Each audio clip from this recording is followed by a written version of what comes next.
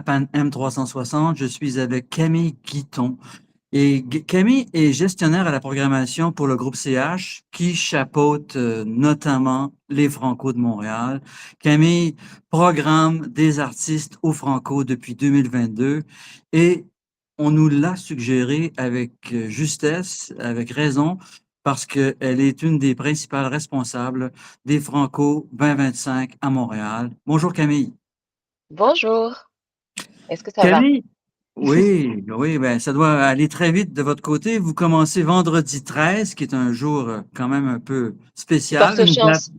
c'est une date qui peut porter chance ou malchance, mais on imagine que ça portera chance et ça se termine le 21 juin.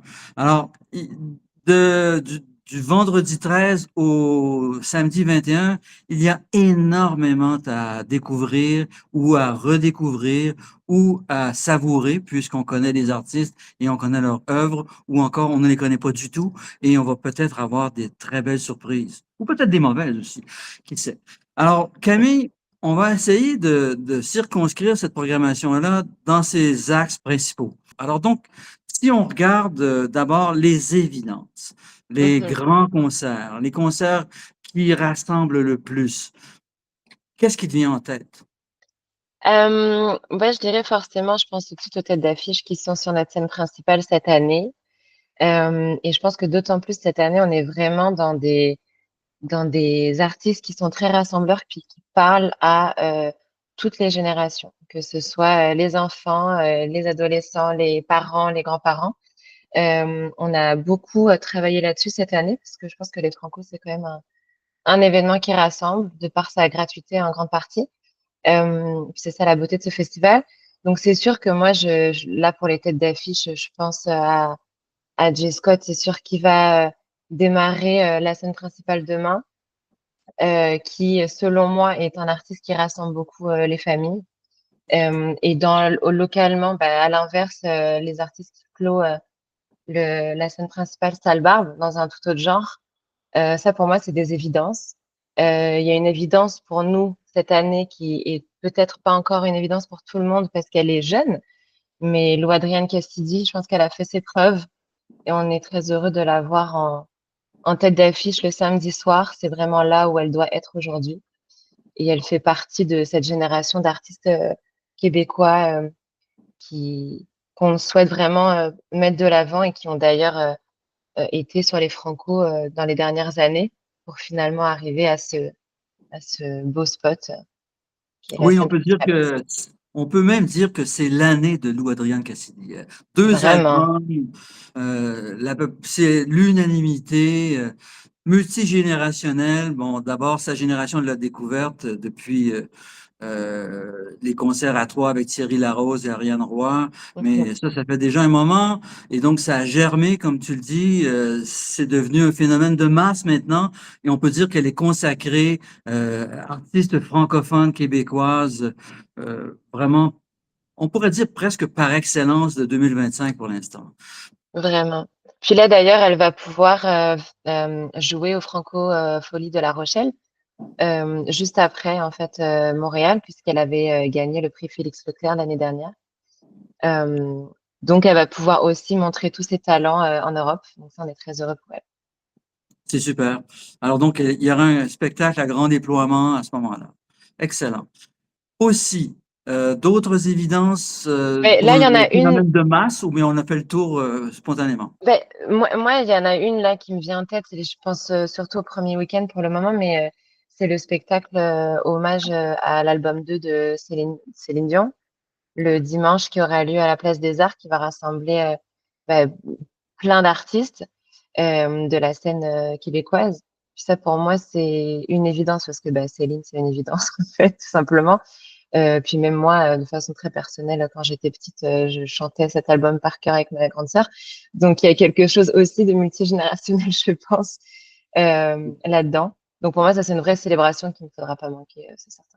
Maintenant, allons dans le plus spécifique. Alors, il y a plusieurs axes. D'abord, en termes de genre, vous avez une très belle carte hip-hop, R&B, soul du Québec francophone, du Canada francophone, mais aussi de France. Et les Franco, c'est l'occasion de renouer avec la scène française, avec laquelle on a toujours trop peu de contact, à mon avis. Ce sont deux solitudes, à mon sens, qui se réunissent au Franco et qui se reséparent par la suite parce que le suivi est rarement assuré. C'est très dommage et c'est une continuité dramatique, à mon avis, et c'est une incongruité de l'histoire. Alors, là-dessus, c'est marrant que tu m'en parles à moi parce que moi aussi, j'essaie vraiment de créer ce lien-là avec l'Europe tout au long de l'année, puis pas uniquement pendant les Franco. Puis ça, c'est quelque chose que j'entreprends depuis quelques années, mais je suis assez d'accord avec toi sur ce constat-là, euh, il y avait sûrement plus de liens à créer. Là, c'est en train de se faire, puis je trouve ça vraiment important. Puis il y a même des échanges artistiques qui se font entre les artistes québécois puis les artistes européens. Et puis, c'est même pas uniquement les artistes français. Là, cette année, déjà, on accueille deux artistes belges, trois même, en fait. Euh, on accueille Charles qui est une fille, qu'on accueille le vendredi, qui a une voix incroyable. Donc, elle, c'est plus de la pop. Mais pour revenir sur le hip-hop, on a deux artistes belges. On aura Youssef Swat qui va jouer le jeudi, qui, lui, a gagné le télécrochet Nouvelle École, télécrochet sur Netflix l'année dernière. Donc, c'est le grand gagnant. Puis on est super content de l'avoir au Franco cette année. Et il a d'ailleurs une chanson avec Clara Luciani. Alors j'espère secrètement qu'ils vont pouvoir faire cette chanson ensemble vu qu'ils jouent le même jour, mais ça pour le moment je ne le sais pas. Et puis on aura aussi le duo Caballero et Jean Jass qui sont un duo incontournable de la scène rap belge, qui vont également jouer cette journée-là. L'idée c'était quand même de faire un bel hommage au rap belge le jeudi. Et puis j'en profite parce que la francophonie en Europe, il y a aussi la Suisse. Et on a Maïro, qui est moi un artiste que j'adore. C'est un lyriciste, comme on dit dans le rap. C'est quelqu'un qui a une très belle plume, qui a une super belle façon de délivrer euh, son rap, ses paroles. Moi, je l'ai déjà vu en spectacle. Il m'avait vraiment scotché. Donc, j'ai hâte que les gens qui ne le connaissent pas le découvrent. Donc, lui, j'ai pas l'horaire devant moi, mais je crois bien qu'il joue le mercredi 18 sur la scène des Jardins. Donc, la Suisse sera également présente. Oui, Oui, vous en voilà. avez d'autres aussi. Vous avez Malco, vous avez La Fouine, enfin, vous en avez Bien d'autres. sûr. Ah oui, oui. Puis la scène, déjà, la scène québécoise est bien entendu représentée dans tous les genres musicaux que le hip-hop peut rassembler. Puis l'année dernière aussi, vu qu'on avait fait la création avec Corneille qui mettait en avant le R&B francophone, c'était important pour nous cette année aussi de continuer mais avoir une plateforme pour les artistes R&B d'ici. Donc dimanche, on aura Blink qui va jouer, qui est selon moi l'artiste relève du R&B francophone. D'ailleurs, il a aussi une signature avec un label français. Donc j'espère que ce pont-là aussi va pouvoir bien porter ses fruits. On aura également David Campana qui va jouer le dimanche à 22h30, qui lui vient des Antilles. C'est un Montréalais, mais il vient des Antilles. Donc, qui est vraiment, qui fait du R&B. C'est un chanteur qui a une belle présence, qui chante l'amour, qui chante voilà, plein de belles thématiques qu'on retrouve souvent dans le R&B. Mais c'est vrai que c'est très éclectique. Moi, c'est ça que j'adore des Franco, c'est que le lien, c'est la langue. Mais du coup, on peut s'amuser à booker plein de genres musicaux différents. Oui. Euh, bon, il y a encore une pléiade d'artistes R&B, soul, franco, hip-hop, mais évidemment, on ne fera pas dans le name dropping éternel. Euh, Essayons de circonscrire les éléments clés hip-hop, R&B, soul cette année, puis après ça, on passera aux autres styles. Ouais, c'est sûr que cette année, on a aussi voulu donner la part belle à des artistes hip-hop qui sont devenus incontournables et qui ont fait que le rap québécois a vraiment évolué dans les dernières années. Moi, je pense à Lost et à Shreeze, euh, qui sont tous les deux des représentants d'un rap plus street, comme on pourrait dire, euh, mais qui ont vraiment ouvert leur public dans les dernières années. Et donc, eux, ils auront la chance de pouvoir jouer sur la scène d'Auto-Québec, qui est vraiment notre deuxième scène principale, en fait, cette année. On l'a vraiment construite comme ça. Donc, pour moi, il y a ce genre-là qui est bien représenté. Il y a d'autres genres dans le rap, entre guillemets. C'est par exemple quelqu'un comme Vandou. Alors, on le catégorise comme un, dans le hip-hop, il y a beaucoup de guitare, il y a beaucoup de, c'est très pop, en fait, comme façon de chanter, de rapper. Donc, il y aura aussi, bien entendu, puis on est content de l'avoir cette année, mais un représentant comme Joe Rocca, qui vient des Dead Obies, euh, qui a son projet solo. C'est sûr que ce rap-là, vraiment, quand on pense rap keb, moi, dans ma tête, je pense à Loud, je pense à La Claire Ensemble, je pense à Fouki. Voilà. Euh, Bien sûr que, et puis, la scène principale, il y aura forcément des invités un peu rap sur le spectacle de J. Scott. Ça, c'est une certitude. Voilà. Qu'est-ce que je pourrais dire d'autre? Bon, sur le rap, en fait, il y a quelque chose qui est très important pour moi quand même. Euh, c'est surtout à la fin, bon, je mets ça dans le rap, mais c'est pas vraiment du rap, mais c'est aujourd'hui, il y a beaucoup de rappeuses notamment, mais il y a un nouveau genre un peu plus emo, un peu plus hyper pop qui se fait beaucoup dans les nouvelles générations entre Oui, le 18 et 25 hyperpop est ans. vraiment la Exact, nouvelle forme pop de l'heure, ouais. exactement. Et en fait, une artiste comme Aaron, qui est donc une Française que j'ai bookée le samedi, elle, en fait, dans son delivery, dans sa façon de chanter, on peut penser vraiment que c'est du rap, on peut la catégoriser là-dedans.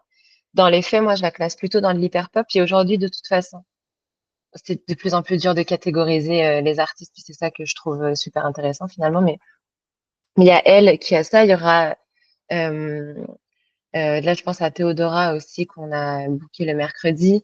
Son show est déjà complet, mais elle, c'est pareil, on peut la catégoriser dans différents genres. Il y a des personnes qui la mettent dans la case de hip-hop. Moi, je suis pas forcément d'accord, mais parce qu'en fait, elle fait un peu tous les genres. Donc, c'est ça aussi que je trouve intéressant cette année, c'est grâce aux jeunes générations, on a de plus en plus de mal à les labelliser. Euh, donc, parce Tant qu'il y a mieux, des influences de tant partout. Mais mieux. oui, moi, j'adore ça, tout à fait, tout à fait. Oui.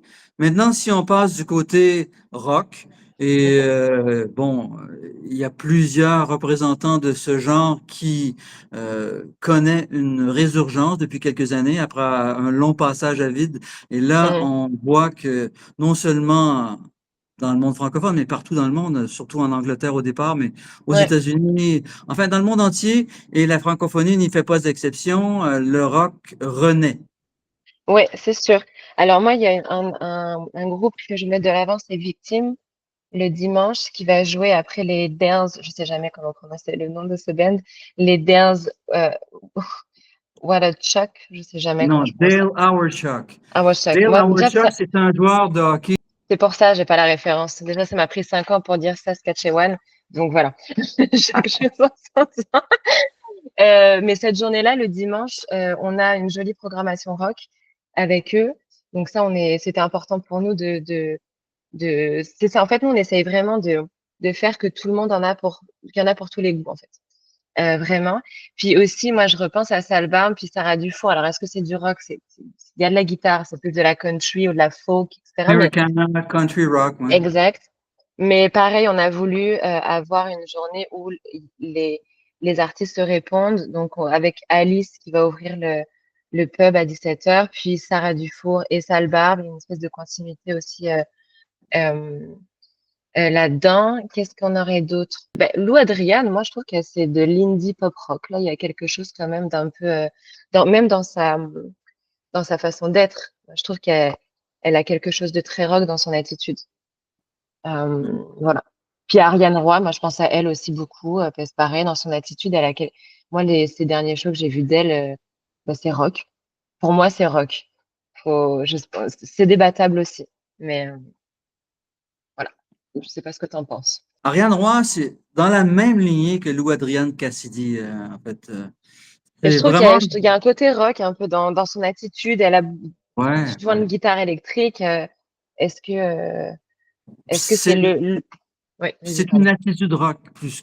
Voilà. euh, Attitude rock avec des éléments rock, mais aussi synth pop, dream pop, Mhm, électro, mais avec des aussi guitare, enfin un peu de tout. Un mhm. mélange comme la plupart Comme des gens de beaucoup, cette génération-là le font. vraiment. Voilà. Puis je pense à Petit Ami, alors c'est pas du rock en tant que tel, mais c'est le duo franco-mexicain euh, que moi je conseille à tout le monde d'aller voir. C'est très beau. C'est plus indé, donc encore une fois, est-ce qu'on mettrait ça comme du pur rock? Non, mais je pense que ça peut plaire aux gens qui écoutent du rock. Oui.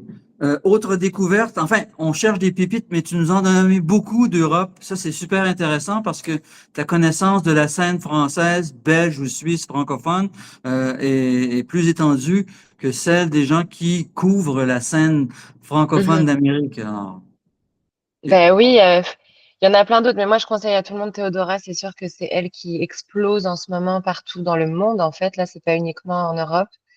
Elle va aller très loin.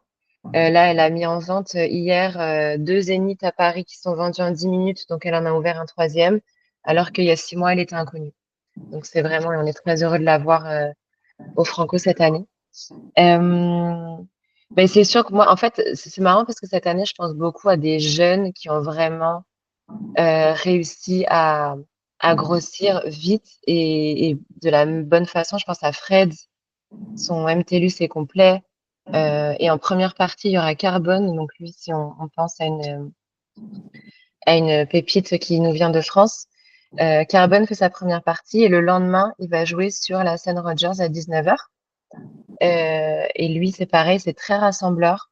Ça, il avait un titre qui avait complètement marché de fou sur TikTok. Mais c'est un band live. Ils vont nous donner un très beau show. Donc ça, je conseille. 19h le dimanche pour Carbone. oui.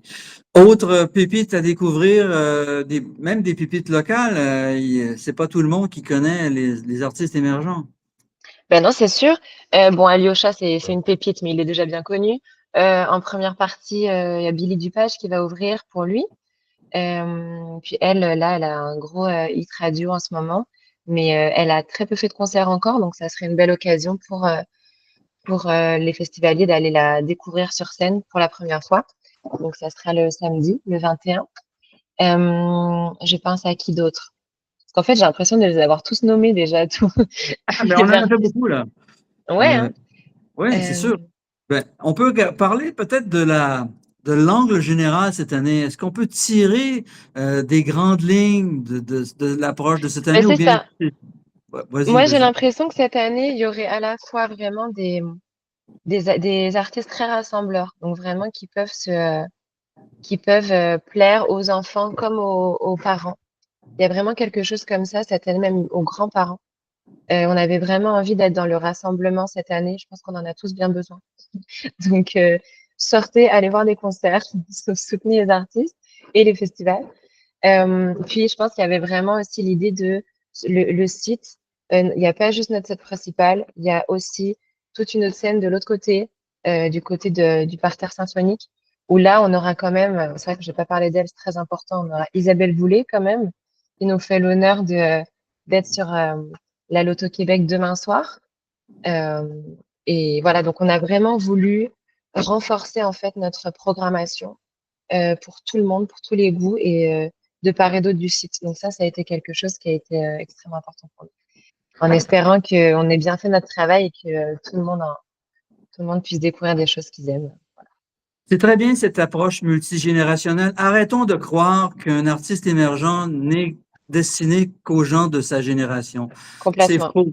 On n'a jamais ce réflexe-là en cinéma, en littérature, en art visuel. On se demande pas quel âge a l'artiste. On se demande si c'est bon ou pas. Je suis tout à fait d'accord, vraiment. Et je pense que la beauté des Franco, c'est comme une grande partie gratuite, il y a un frein de moins. Ce qui fait que je pense que la découvrabilité est bien plus facile pour les. Puis on voit que c'est un lieu où les familles ont envie de venir. Vraiment, c'est une sortie en famille, c'est une sortie en couple, c'est une sortie entre amis. Et tout ce beau monde-là se retrouve devant de la musique. Bah, moi, je pense que c'est la plus belle des Super. missions. Voilà. Excellent.